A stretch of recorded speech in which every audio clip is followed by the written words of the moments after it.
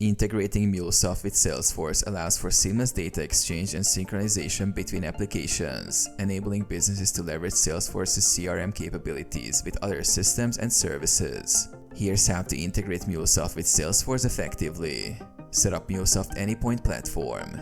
Begin by accessing MuleSoft's Anypoint platform and ensure you have the necessary permissions and access credentials. Create a new project. Start a new Mule application project within Anypoint Studio, the development environment for MuleSoft. Add Salesforce connector. Use Anypoint Studio to add the Salesforce connector to your Mule application. This connector allows MuleSoft to interact with Salesforce's API and perform actions such as querying data, creating records, updating records, and more. Authenticate Salesforce. Configure the Salesforce connector with authentication credentials to establish a secure connection between MuleSoft and Salesforce. Design integration flows. Design integration flows within Anypoint Studio that define how data flows between Salesforce and other applications or services. This includes mapping data fields, handling errors, and implementing business logic.